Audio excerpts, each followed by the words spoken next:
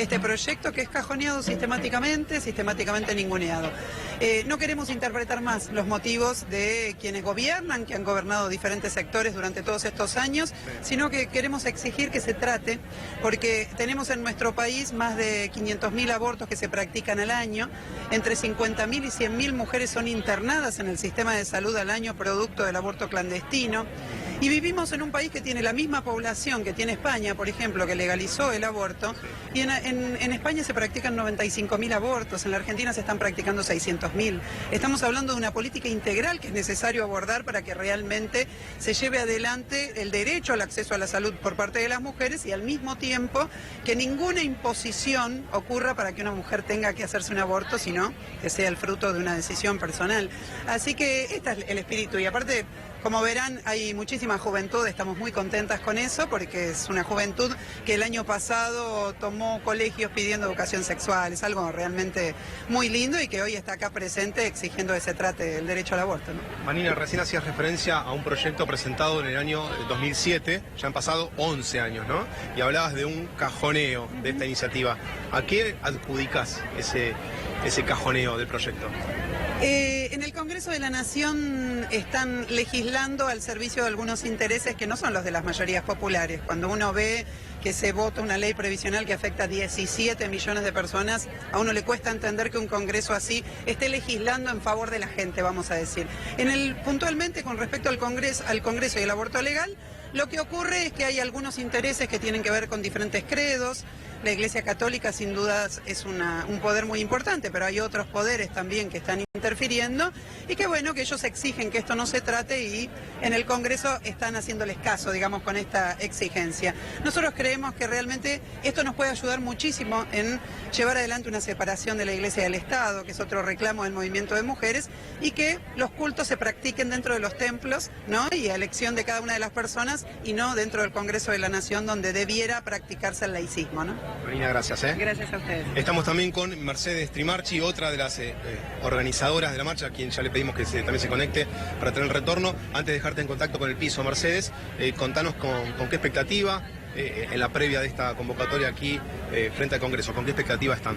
Bueno, en primer lugar estamos muy contentas por la convocatoria, porque era una convocatoria que empezaba a las 6 de la tarde y ya desde temprano, a las 4:30, 5 de la tarde, empezaron a aparecer distintas compañeras, mujeres que se acercaron, porque bueno, están al tanto de que este es un debate que se tiene que dar en el Congreso de la Nación, están a favor de que se legalice el aborto, así que bueno, las expectativas son buenas porque efectivamente la convocatoria fue muy buena. Recién Marina nos hablaba de 11 años de cajoneo de un proyecto de ley aquí en el Congreso Nacional. ¿Cómo enfrentar esos años de que el debate de esta iniciativa tan especial, tan importante para ustedes, esté congelada en el ámbito parlamentario? Sí, la manera que tenemos para dar vuelta atrás ese cajoneo y ese no debate por parte de los diputados y las diputadas es justamente estando en la calle. Nosotras no abandonamos la calle y año tras año insistimos en, volvemos a presentar el proyecto de ley porque cada 2 años se cajonea, no se trata, entonces no... Sí, pierde el estado parlamentario. Exacto, entonces es la respuesta que nosotros le damos a este gobierno, al gobierno de Macri y también al gobierno anterior de Cristina, que a pesar de que era mujer también dio la orden de alguna manera de que no se discuta. Entonces para nosotras es muy importante seguir movilizadas, estando en la calle, y así lo exigimos, el aborto legal ya. Luciana, Antonio, ya se escucha a Mercedes Trimarchi, una de las organizadoras de esta convocatoria. Mercedes, te saluda Luciana Rubinska y me gustaría que les expliques con tu conocimiento y con tu tranquilidad a aquellos que ahora, por ejemplo, están tuiteando no al aborto legal. ¿Contra qué están yendo estas personas? Y en primer lugar están yendo contra la decisión de las mujeres de decidir sobre el propio cuerpo. Nosotros no queremos entrar en un debate falso que a veces circula en la sociedad, que si se aprueba el derecho al aborto, si el aborto es legal, las mujeres van a abortar. Eso es mentira. De hecho, hoy, aunque sea clandestino, se produce 500.000 de abortos al año. Entonces, nosotros creemos, especialmente que si se aprueba el aborto, que el derecho al aborto, no se va a obligar a ninguna mujer a abortar. Más bien todo lo contrario, lo que se va a hacer va a ser evitar que las mujeres, sobre todo las pobres, caen en los abortos clandestinos y por esa causa mueren cerca de 500 mujeres al año. ¿Sí? Sí, de hecho te agrego un dato, en algunos países donde está legalizado hay menos abortos que en otros países donde no está legalizado, lo cual refuerza la idea de que la ley no obliga a nadie, solamente lo que busca es proteger. Supongo que también haces hincapié, promoviendo esta marcha, a aquellas mujeres indefensas, porque en última instancia la que tiene el poder adquisitivo y decide realizarse un aborto lo puede hacer con condiciones mucho mejores que aquellas personas que no tienen ese dinero para acceder a una salud mejor. Sí, así es. Un poco lo que estamos tratando de visibilizar de alguna manera es el nivel de hipocresía que hay en la sociedad, porque como bien vos decías, muchas mujeres que tienen los 20.000, 30.000 pesos que hoy sale a practicarse un aborto en condiciones seguras, con eso garantizan no tener secuelas de salud. Y lo que está ocurriendo es que las mujeres más pobres y las trabajadoras que no tienen ese dinero ponen en riesgo su vida. Entonces, de alguna manera lo que estamos haciendo es visibilizar eso también. Por eso insistimos, el derecho al aborto es un derecho que las mujeres hoy ya la tenemos y en nuestro país está siendo negado por este gobierno y por todos los anteriores. Entonces lo que estamos exigiendo es que se trate en el Congreso, que se apruebe para que justamente las mujeres tengamos la posibilidad de decidir sobre si continuar con un embarazo o no continuar. Mercedes, me parece a mí que el principal escollo sería en este caso la religión, ¿no? Con un papa argentino y con un culto católico apostólico romano que está en la Constitución, creo que ahí está el escollo, ¿no? Hay que vencer esto. Así es, en Argentina justamente nosotros también estamos exigiendo la separación de la Iglesia del Estado, porque si bien se dice que el Estado es laico y demás, o sea, hay incluso hasta se financia económicamente a la Iglesia Católica por parte del gobierno. Entonces, la política está muy implicada con la Iglesia Católica. Entonces, ese es el principal escollo que hoy tenemos las mujeres para poder tener derecho al aborto, sí. Incluso también para socializar con muchas televidentes que seguro están viendo este programa, que hace una semana se volvió mucho más mediático el tema, es que el lema de la campaña nacional por el derecho al aborto es integral. Exigimos también la educación sexual, los anticonceptivos para no abortar y el aborto legal para no morir. Es decir, también exigimos que la educación sexual se implemente en las escuelas, porque eso ayudaría muchísimo a cuidar más los cuerpos de las mujeres y no llegar a un embarazo no deseado. A veces es un tema, vos recordás cuando Alfonsín estaba dispuesto a pronunciarse a favor del divorcio, lo que fueron las marchas en la ciudad de Buenos Aires, inclusive la Virgen de Luján fue removida de Luján para llegar a la catedral, o sea, era toda una manifestación muy católica en contra del divorcio, y no era que todo el mundo se iba a divorciar. Exacto.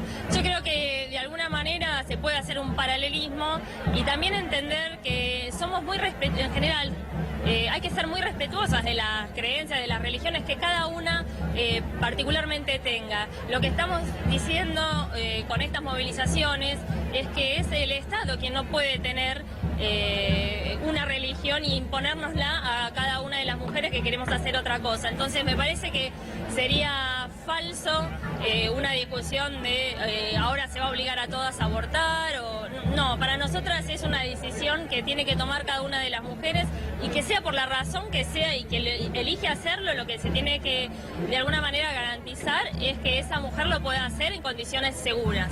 Mercedes, te saluda Julia Estrada.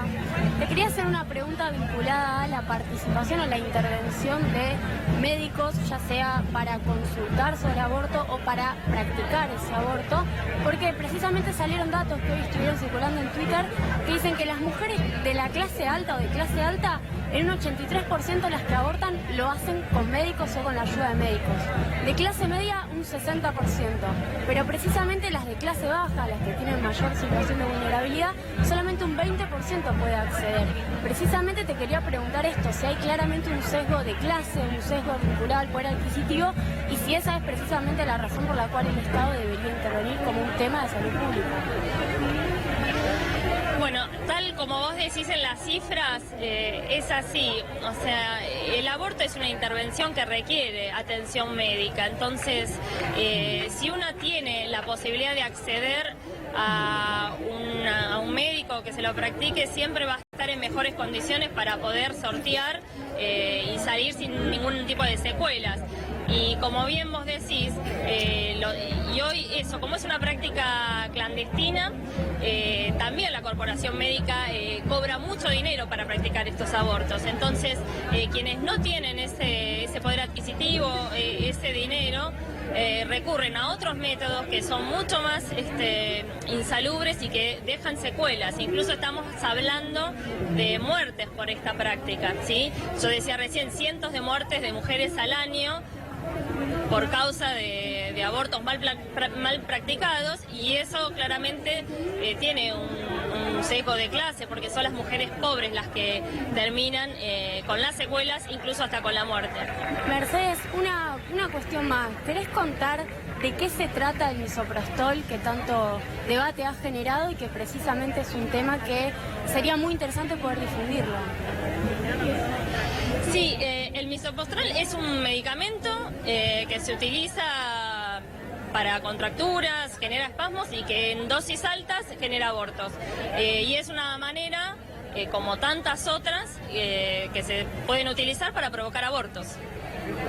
Mercedes, ¿qué tal? Buenas tardes. Iván Jagroski te saluda.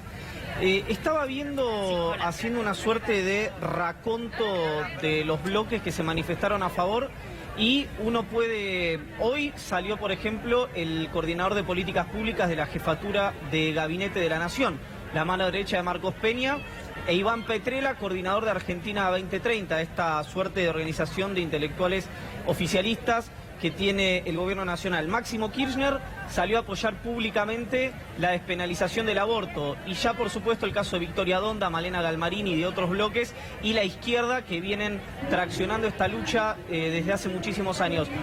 Da la sensación que es ahora o nunca, o que nunca hubo tanto consenso como hoy, ¿verdad?, para discutir esto en el Congreso de la Nación. Mira, nosotros en eso queremos ser como muy categóricas. Los abortos se practican desde hace muchísimo tiempo, y es la manera que las mujeres encontramos para no continuar con un embarazo que no es deseado. En la actualidad hay causales por las cuales vos podés acceder a un aborto legal, y que eso ya está regulado, aunque algunas provincias hacen oídos sordos a esa reglamentación y a esos protocolos. Pero también nosotros no queremos entrar en una falsa polémica como que ahora sí, antes no. Las mujeres se están muriendo desde hace muchísimo tiempo, y la verdad a mí me parece que está buenísimo que ahora más diputadas se posicionen o se manifiesten en favor de legalizar el aborto. Pero también hay que ser claras que mientras estuvieron en el Congreso ni siquiera se dijeron que estaban en contra, ni siquiera fueron capaces de tratarlo. Entonces también hay que de alguna forma dejar de ser hipócritas y decir con claridad, o sea, no se aprobó, el gobierno anterior tampoco, a pesar de que era una mujer, tampoco aprobó la ley de interrupción voluntaria del embarazo, y tampoco lo está haciendo ahora el gobierno actual, Macri. Entonces, despejemos un poco y la verdad que se pongan las pilas, porque necesitamos que el aborto sea legal en nuestro país. Entonces, ahora sí y antes no, siempre el debate estuvo a la orden del día, siempre las mujeres venimos exigiendo el derecho al aborto, las mujeres pobres se están muriendo y creemos que es fundamental que se apruebe. Lo decíamos es la 7ª vez que vamos a presentar el proyecto de ley en el Congreso, y eso es porque cada 2 años pierde estado parlamentario. Entonces creemos que es ahora, pero antes también era oportuno que se apruebe la ley de interrupción voluntaria del embarazo.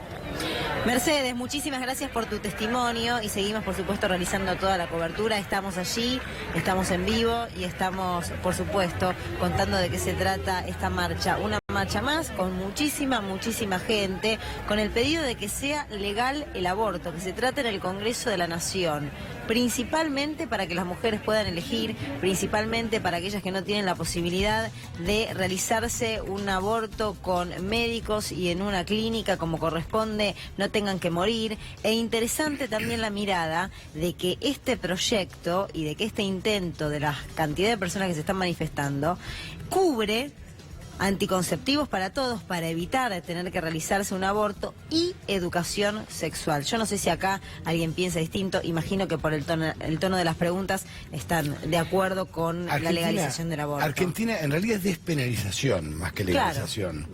Pero bueno, hoy está con el lema sí, entonces en la está Argentina bien. lo que pasa es que el artículo 2 habla que el gobierno argentino adopta el culto católico, apostólico y romano. Entonces ahí tenés el principal escollo, y que siempre fue un escollo para, digamos, estos intentos de despenalizar el aborto. Lo mismo pasó con el divorcio. Cuando Alfonsín promulga o propone la ley de divorcio en Argentina, antes vos te divorciabas por el artículo 62, que no era divorciar, separación de derecho. No existía el divorcio acá. Entonces, ¿qué pasaba? La iglesia se opuso. La marcha fue de Luján con la Virgen de Luján a la Catedral Metropolitana. Había una enorme cantidad de gente. Se lo acusó duramente al doctor Alfonsín, pero duramente. Y él decía, la ley no promulga que vos te divorcies, sino es legalizar algo que ya está. Que ya ocurre de hecho. Claro, ocurre de hecho y de derecho, porque vos separabas los bienes. O sea que ya estaba, ya había una separación de bienes, ya había una separación de derecho, pero no era divorcio. También generó una controversia enorme, y fíjate vos lo curioso, que en el 94 el artículo 2 permaneció, Claro. que es el culto católico apostólico romano, y de hecho los obispos y los sacerdotes cobran sueldo del Estado. Creo que un obispo cobra el sueldo de coronel. Entonces te digo que hay todo un tema muy de fondo, muy complejo, y es muy difícil la laicidad de la política, es muy compleja. Es muy compleja. Es una lucha, por eso me parece bien que despenalizar es un paso. Totalmente. Lo que pasa es que ¿qué hacen los legisladores? Sí, todos presentan y duermen el proyecto y pierde el Estado parlamentario. Esto de la década del 90. Sí, yo quería acotar, porque la verdad que es muy interesante también lo que se dijo sobre el gobierno anterior, efectivamente no se discutió, y una de las cosas que planteó Juliana Di Tulio, recogiendo el guante, lo planteó hace poco en Twitter, y quiero leer una nota también de Anfibia, donde dijo: fue mi decisión no poner el proyecto en el recinto para no perder. No quería perder, no podíamos perder ese tema en el recinto. La verdad es que me parece muy interesante que ella se haya hecho cargo de las acusaciones, de las críticas, y diga, bueno, a ver, ¿qué había que hacer? ¿Había que ir al Congreso y perder la despenalización, o había que esperar una coyuntura quizás más favorable? Volvemos, por supuesto, es un tema que genera debate. Está Vilma Ripoll con nuestro compañero Francisco Urrutia, que está realizando la cobertura de esta marcha. Francisco. Sí, Luciana, con Vilma Ripoll, que de hecho nos estaba escuchando recién en el piso. Antonio Fernández Llorente trazaba, si se quiere, un paralelismo con lo que fue la década del 80, cuando Alfonsín públicamente se había manifestado a favor del divorcio y que le valió tantas críticas. ¿Podemos comparar con esta situación actual respecto al tema del aborto? Lo que podemos, la verdad que lo que no podemos comparar es la revolución que hay en el mundo de todas las mujeres, y que acá en Argentina se expresó a partir del Ni Una Menos, pero que cada vez suma más y más mujeres, y que hay una definición de las mujeres, que las consecuencias del aborto de verdad se lleva puestas una mujer día por medio, y deja lesionadas, mira, se internan 60.000 por año, y se hacen 600.000, porque es una internada cada 10 abortos. Entonces, es grave. Y nosotros decimos, de verdad, es un problema de salud pública esencial. Yo no entiendo cómo los ministros de salud no se ocupan de un problema que es la primer causa de muerte materna, el aborto séptico. Entonces, me parece que también hay que pensarlo desde ahí. Porque no es que la penalización del aborto hizo que las mujeres no se lo hicieran más. No. En los únicos países del mundo donde bajó el aborto es donde se legalizó. ¿Por qué? Porque se debate el tema, porque se toma conciencia, porque la población participa. Entonces, en todos esos países donde se legalizó, el aborto bajó, pero 10 veces de los que se hacen acá. Acá sigue creciendo y la política y la cúpula de la iglesia, que es absolutamente responsable de esto, que nos niega educación sexual en las escuelas, nos niega anticoncepción porque no llegan a los barrios y nos niega el derecho al aborto, después defiende a los curas pedófilos. Entonces así no va. Hay que separar a la iglesia del Estado y hay que asumirlo como un problema de salud pública y de justicia social, porque las que se mueren son las pobres. En los barrios se mueren las mujeres jóvenes y pobres. Y tenemos que terminar con esa situación, que es de salud. Luciana, Antonio, los escucha Vilma Ripoll. Vilma, ¿cómo estás? Antonio Fernández Llorente te saluda. Vilma. Hola, Antonio, gracias. Sí. Lo que pasa es que en un país donde los obispos cobran el sueldo del Estado y los curas forman parte del Estado, es difícil separar la política de la religión. Yo creo que la presión más fuerte viene por las religiones, ¿no?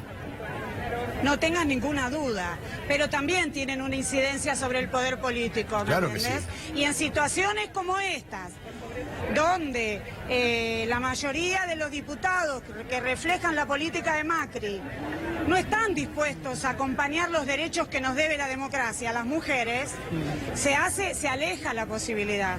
Ahora, se aleja ahí adentro, pero no en la calle. El 8 de marzo, que es el Día Internacional de las Mujeres, creo que va a ser una movilización multitudinaria, un parazo y una movilización multitudinaria. Y el reclamo más urgente es este, porque además es un derecho democrático, es el derecho de las mujeres a decidir. Las mujeres no tenemos una incubadora, tenemos útero y tenemos decisión personal y la tenemos que decidir nosotras. Entonces, todo eso son distintos ángulos que hay que tener en cuenta. No puede ser que el Estado y la Iglesia nos impongan tener hijos. Por eso nosotros creemos que hay que avanzar. Y yo creo que si no se dan cuenta en el Congreso de la fuerza que existe acá afuera, se va a profundizar la ruptura política con este poder político y con todos los que de manera cómplice los acompañen con el voto. Vilma, muchísimas gracias, te mando un beso grande, gracias, ¿eh? No, gracias a ustedes. Francisco. Sí, Antonio, bueno, fíjate ya la gran cantidad de gente que hay aquí en esta calle Solís, entre Rivadavia e Hipólito Yrigoyen. Ya hay montado aquí un pequeño escenario móvil donde va a haber distintas actividades. Ya está el micrófono abierto para que la oradora que quiera hacerlo pueda expresar sus argumentos del por qué estar presente aquí con esta iniciativa. Y le vamos a pedir a Manuela Castañera, a ver, nos vamos a acomodar acá, hay mucha gente. Manuela, ahí estamos en vivo. Manuela, contanos, bueno, ¿por qué la decisión de estar presente en esta convocatoria frente al Congreso Nacional? En primer lugar, están por suerte tomando la cámara acá en el medio, es impresionante la cantidad de mujeres que se han acercado, muchísimas mujeres jóvenes, es realmente una alegría estar en una actividad de lucha por los derechos de las mujeres en el día de hoy. Estamos acá porque no puede ser que vivamos en un país donde las mujeres somos ciudadanas de segundas y no podemos decidir sobre nuestro cuerpo. Este Congreso nos negó 6 veces no solo el derecho a decidir, sino el derecho a debatir, porque no se discutió ni en comisiones, ni en el recinto, ni en ninguna instancia formal sobre el proyecto de ley de interrupción voluntaria del embarazo. ¿Y a qué adjudicas ese cajoneo?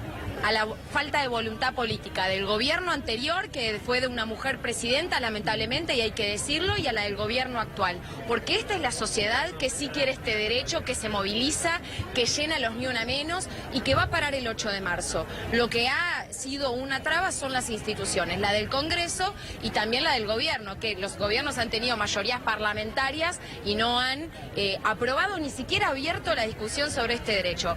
Acá está la generación de pibas que quieren vivir felices, que no quieren que las maten, que quieren estudiar, que quieren ir a trabajar una entrevista de trabajo y no correr riesgo de vida. Están las pibas que quieren decidir si ser madres y cuándo serlo, y realmente creo que entonces está la generación que quiere otra sociedad, que quiere un mundo distinto. Y en ese mundo distinto tiene que haber una legalización del aborto en el hospital, porque las mujeres en nuestro país abortan, eso es una realidad. Entonces acá lo único que estamos haciendo es dejar, no nosotros, nosotros, sino este Congreso y este gobierno, que mueran aquellas que no pueden pagarlo, sobre todo. Bueno, ahí le pedimos a Manuela que se conecte para que ya los pueda escuchar desde el piso, compañeros. Manuela, te saluda Luciana Rubinska. Más de una vez hemos tratado este tema como epicentro de la lucha de las mujeres, pero también muchas veces nos encontramos con las mismas trabas. ¿Qué crees que esta vez puede modificarse justamente con el enunciado que vos hacías de la cantidad de veces que lo presentaron, pero que nadie, ni siquiera en el recinto, pudo ser tratado? La diferencia esta vez es todo esto que me rodea, Luciana. Hemos hablado mucho y cada vez que hablamos, cada vez estamos más rodeadas de mujeres. Creo que la diferencia también va a ser el próximo 8 de marzo en este paro internacional de mujeres que nos rodean no solo las mujeres uruguayas y latinoamericanas, sino que nos rodea el movimiento de mujeres mundial. En Estados Unidos, lo hablamos hace poco, el principal movimiento anti-Trump, o sea, anti ese monstruo terrible, son las mujeres. Están llamando con el Time's Up, con el Me Too, o sea que va a haber un paro que va a ser internacional. Este es el principal movimiento social mundial. Somos el único movimiento, casi el único, te diría, que en este momento se conecta en todo el mundo. Así que, ¿cuál va a ser la diferencia? La calle y este movimiento que no para de crecer con un derecho que nos niegan mucho pero que cada vez se exige más. ¿Y qué crees que hay detrás de esta negativa a ser tratado? Porque uno escucha miles de voces, algunas difíciles de entender, de convalidar, hasta te diría que de respetar, pero quiero saber cuál es tu mirada, cuál es tu visión, qué se esconde detrás de ese no. Creo que un poco lo que te decía de la voluntad política. ¿Y por qué no hay voluntad política? Porque se busca mantener un mecanismo de control social sobre las mujeres. No solo nos niegan el derecho al aborto en el hospital, los mismos que no quieren que las mujeres interrumpan su embarazo son los que no permiten que se dicte la educación sexual en los colegios.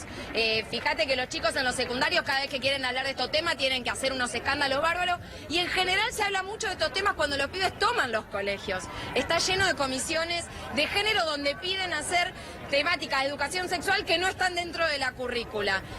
Los que también nos niegan el derecho al aborto en el hospital nos niegan la anticoncepción segura. Entonces es un paquete de no querer gastar, de no querer invertir en el cuerpo de las mujeres y en sus decisiones, y de mantenernos controladas. Porque además una mujer que no puede decidir sobre su cuerpo está más vulnerable a que cualquiera decida por ella, está más vulnerable a la violencia, le pagan menos salario, como la sociedad, como el Estado le dice que vale menos, incluso su empleador le dice que vale menos. Entonces hay muchas cuestiones vinculadas. Y en todos los países donde ha sido legal, se ha peleado también por cambiar la concepción sobre las mujeres. Si nos siguen tratando como cosas, bueno, las cosas no pueden decidir sobre sí mismas. Entonces hay una concepción profunda ahí, y por eso creo que se manifiesta en un movimiento cada vez más juvenil, porque las que más olfatean que en realidad les espera un destino de otra cosa son las jóvenes, y por eso acá está lleno de pibitas de 18. La verdad que tengo esta sonrisa oreja a oreja porque es emocionante. Llegar y que piba de 15, 16, 17, 18, 20, las grandes también, pero tan jóvenes y estén copando la calle, porque es eso lo que está de fondo. Es una mirada distinta de las mujeres en esta sociedad. Manuela, te saluda Julia Estrada. Te quería preguntar por... ¿Cómo andas, Julia? ¿Cómo estás? Por el protocolo de aborto no punible, porque me parece que por un lado está la discusión en el Congreso por una nueva ley, pero también hay una discusión en lo que tiene que ver con la implementación del protocolo, y quiero leerte algunas provincias en donde directamente está obstruido. Te quiero enumerar: provincia de Buenos Aires, Córdoba, Entre Ríos, Neuquén, La Pampa, Río Negro y Salta, por mencionarte otras donde además tampoco hay protocolos. ¿Cómo se da esa discusión al nivel de las provincias? Es terrible, y te digo que para la aplicación de los lugares donde existe el protocolo es caso por caso. Cada vez que hay una mujer que quiere aplicar, estamos hablando del protocolo para la excepción del artículo 86 del Código Penal, es decir, los casos donde sí está avalado interrumpir un aborto, un embarazo, ¿no? Que es los casos de violación o de riesgo de vida de las mujeres. Esto lo dijo la Corte, dijo que con la palabra de la mujer, en realidad, te digo, está lo de los protocolos como un mecanismo que tenemos que usar en los hospitales, pero yo puedo imprimirme el fallo, ir a un hospital y decir, la Corte dijo que con mi palabra de que he sido abusada, puedo interrumpir este embarazo. Y no se permite en la provincia de Buenos Aires, no se permite en un montón de provincias y mueren mujeres. Realmente lo que nosotras decimos es, pero vos fíjate, porque hasta las cosas que están avaladas no se cumplen. Por eso la discusión de fondo es la del aborto legal en el hospital, sin distinciones para las mujeres, con la sola palabra de la mujer. Pero esta ley, esta ley existe desde hace muchas décadas, la Corte la avaló en el año 2012, dijo de qué manera interpretarla, los distintos ministros de salud del gobierno anterior del kirchnerismo y del actual no han hecho protocolos nacionales. La salida sería un protocolo nacional que establezca para todos los hospitales, aquellos de dependencia municipal, de dependencia provincial, de qué manera se tiene que intervenir sobre estos casos, porque estamos hablando del Código Penal Nacional, de una legislación nacional. Si eso existiera, se facilitaría todo. Pero inclusive en los casos donde existe, les quiero decir, no se aplica de manera directa. Hay que insistir. Vamos siempre con las mujeres con los bombos, cortamos calles, hacemos movilizaciones, porque no se respetan los hospitales. Es muy difícil. Muchas gracias, Manuela, como siempre, con tu claridad. Francisco, volvemos en segundos mientras seguís mostrándonos y contándonos qué es lo que está ocurriendo allí.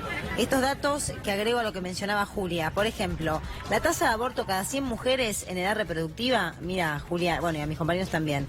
En Holanda, que el aborto es legal, 0.53. En Canadá, que el aborto es legal, 1.20. En Argentina, que el aborto es ilegal, 5.35. O sea, en los países donde el aborto es legal, la tasa es más baja que en Argentina, lo decíamos al principio, ahora contrastándolo con estadísticas que hablan por sí mismas, que expresan, que además hay que dejar bien en claro para muchos que están mirando y por ahí escuchan otro tipo de ideas. Acá nadie obliga a la mujer a abortar. Esto es una ley de protección. No existe una ley de obligatoriedad, no estás condenada a tener que abortar, es una elección de la mujer sobre su propio cuerpo. No, porque además ocurre, entonces lo que se está haciendo es darle una herramienta a las mujeres para que eso se haga de una manera segura y gratuita. Datos del Ministerio de Salud 2015, que son los últimos disponibles. 298 mujeres embarazadas murieron por embarazo terminado en aborto. El 18.5% de esas 298 fueron 55 las que murieron. Eso 2015, que ya fue mayor que el 2014, y 2016 y 2017, según las organizaciones que se ocupan de la materia, fue mayor que el 2015. Yo, por supuesto, estoy dando solamente datos oficiales del último año del gobierno kirchnerista. Y algo que decía Manuel, lo que decía Mercedes, que es interesante, tiene que ver con la negativa en su momento de Cristina Kirchner de tratar la despenalización del aborto en el Congreso de la Nación y la negativa que tiene hoy la gobernadora Vidal en la provincia de Buenos Aires. Dos mujeres con mucho poder, con mucha representatividad, que se negaron. En el caso de la gobernadora Vidal, por protección a la vida, según sus propias palabras, y en el caso de Cristina Kirchner, porque entre el nacimiento de Máximo Kirchner y de Florencia Kirchner sufrió un embarazo traumático que culminó en un aborto trágico y brutal, según sus propias palabras. Claro, la respuesta a esto es, aunque suene antipático, que quienes tienen responsabilidades políticas deben legislar en virtud de esas políticas públicas y no de anécdotas de situaciones personales, quiero decir. Por eso me parecía interesante, y yo le preguntaba a Mercedes eso, que hoy Máximo Kirchner salió, creo que fue ayer o antes de ayer, a apoyar esta iniciativa, y también manifesté, para no involucrarnos en la cuestión de la grieta, que Iván Petrella y Hernán Iglesias Silva, dos funcionarios muy importantes del gobierno de Mauricio Macri, también se manifestaron a favor de la despenalización del aborto. Por eso planteaba, no como una cuestión de llevar agua ni para un molino oficialista o antioficialista, sino como una cuestión transversal, justamente, que me parece que nunca hubo tanta aceptación pública y renovación generacional para discutir este tema en el Congreso de la Nación, que finalmente donde se tiene que legislar, como el día de hoy. Francisco, regresamos con vos a la marcha. Sí, Luciana, estamos con la diputada Natalia González Eligra, del Frente de Izquierda, del PTS. Natalia, hace un ratito, distintas entrevistadas nos decían y hacían hincapié en este rechazo sistemático al proyecto de ley desde el Congreso Nacional, un cajoneo literal, ¿no? ¿Pensás que esta tendencia puede cambiar en el actual Congreso Nacional? Bueno, esa es la pelea que vamos a dar, ¿no? O sea, desde el Frente de Izquierda hemos sido firmantes, todas las veces se ha presentado el proyecto, es la 7ª vez que se va a presentar ahora en marzo este proyecto. Obviamente que yo con Nicolás del Caño, somos las dos bancas del PT Frente de Izquierda, vamos a ser firmantes y vamos a dar la pelea para eso. Hasta ahora el gobierno viene dando una negativa contundente y tiene que ver es coherente, digamos, con negar el derecho a las mujeres a decidir sobre su cuerpo, pero además con la particularidad de que las que más lo padecen son las mujeres pobres, sobre todo en la provincia de Buenos Aires, incluso donde también gobierna una mujer, María Eugenia Vidal, ¿no es cierto?, que ha negado también este derecho al aborto y que no escapa, digamos, una conducta que tiene más general. O sea, la gobernadora está teniendo ahora una actitud también de violencia de género en un sentido que es recortar las licencias a las docentes, donde el 80% son mujeres y muchas de ellas toman licencias para el cuidado de sus hijos, que no les queda otra que hacerlo. Entonces, desde ese punto de vista, no extraña que niegue este derecho. Vamos a volver a presentarlo, vamos a dar esta pelea, pero la pelea no se va a ganar en el Congreso, porque como vos bien decís, ya no se ha tratado de gobierno tras gobierno, así que la apuesta es a ganarla en las calles. O sea, vos acá podés ver que hay centenas de mujeres y jóvenes que están reclamando por este derecho elemental, que es a no perder la vida por un aborto clandestino. Y creemos que hacia el 8 de marzo, eso es un anticipo de lo que se va a dar el 8 de marzo. El 8 de marzo está planteado un paro internacional y está planteado que las centrales sindicales llamen a parar para que las cientos de miles de mujeres y hombres que reclaman este derecho elemental se puedan expresar. Habrá que ver qué hace el gobierno, si va a dar la espalda a este movimiento que se viene gestando, que es cada vez más masivo, ¿no es cierto? Luciana, Antonio, compañeros, ya nos escucha la diputada nacional González.